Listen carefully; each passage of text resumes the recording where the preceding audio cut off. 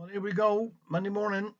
Hands a minute. This is just what the doctor ordered. This will make us all feel a bit special now, isn't it? Lovely. Warming up. Sun is out there early. Lovely. I cut the grass yesterday or done it after tea, so it shouldn't have affected anything. Just a bit time for today, really. But anyhow, everybody's all right. Now, I got one or two birthdays here today. I got Michael Warren today, is his birthday. Happy birthday to you, Pard. And I got Jonathan Warner. Is this? He got a special birthday today. Not pension age yet, Jonathan, but you're coming on, boy. And then I got my younger brother Stephen. We'd call him Yogi. Stephen Smitherham is his birthday today. Happy birthday to you, Steve. I hope everything's fine. That's all I can say. And then I got my niece's birthday on Wednesday. That's Heather up there in Yorkshire. Lovely place up there, but that's where she lives. So happy birthday up there. Now I'm going to do another little one here, Liz Armand today, called Aunt Sarah. I thought it was time to once again to put pen to paper and leave you all know how we've been doing down here.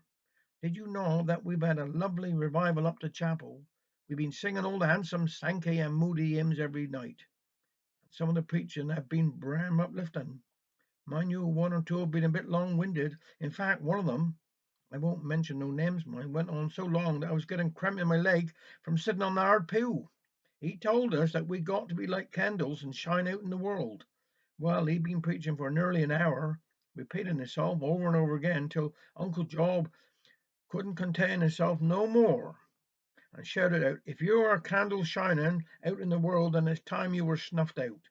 Well, he left the people in a browl off and haven't been back since. You'll be glad to know that dear child have passed all her exams. I told Mr. Jones, that's the old gentleman that I do for 3 hours a week. I said to him, I don't know who she turns after, 'cause neither her man or dad are much scholars. He said a very funny thing to me.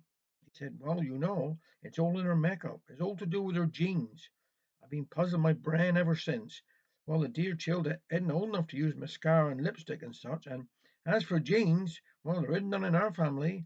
Plenty of Bess's and Martha's and Sarah's, but no genes. I got landed for one of their newfangled coffee mornings the other day. You go into other people's houses and you drink their coffee and pay so much, then they give the money to charity. Oh, well, that's good. So now is my turn. We all agreed that we would only serve only light refreshments, so I made a get sheets of heavy cake. I was a bit concerned about the coffee, as me and Uncle Alfred only drink tea. I thought I'd be neighbourly and ask Mrs. from next door, even though I can't bite her. She'd make me sick. She's always bragging about what she got. She said to me, all high and mighty, like, 'cause she'd a fancy herself. I suppose you was serving real coffee. I've got a large percolator you can borrow. I thought, yes, I know you would. It'd match the rest of me.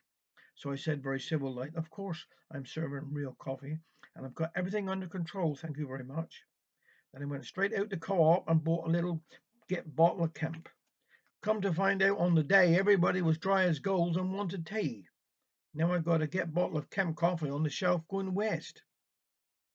It was Granny Liz's 90th birthday last Sunday. The daughter asked everyone in to have a drop of tea with her. They'd done some handsome spread. The table was groaning. The minister from the chapel came to wish her happy birthday, but she made the poor woman look like foolish. I believe she'd done it on purpose, 'cause she'd like to stir things up a bit. Sometimes, you see, they made a few bottles of ginger wine to drink, her health, and just as the minister was raising his glass of wine to his lips, she said, I hope that isn't in the wine that the mouse got drowned in when it was fermenting in the crock. And to make matters worse, she went on, you should have seen him. There he was floating on his back, his little belly blowed up like a barrel. I will say, though, that the parson was a hero. He clunked down every drop in his glass, but he looked rather pale afterwards. Helen, the little maid across the street, brought back a present from her holidays for her cat, Fluff. She did think the world of Fluff. It was a toy mouse filled with stuff called catnip. Helen said this will make her lively and frisky is the word. I've never seen nothing like it. There was our old Fluff, who hadn't twitched a whisker at a Tom for 5 years, rolling around and looking to go out at night. Uncle Alfred was very impressed, but when he said, do you think this here catnip would do any good for humans? I decided it was time to fire the mouse out. I can't have Uncle Alfred getting ideas at his time of life. We got to think of his blood pressure. Now, my handsomes, I must bring this letter to a close. Uncle offered to send his kind regards. Give the baby a kiss from both of us. And thanks very much. Have a nice week.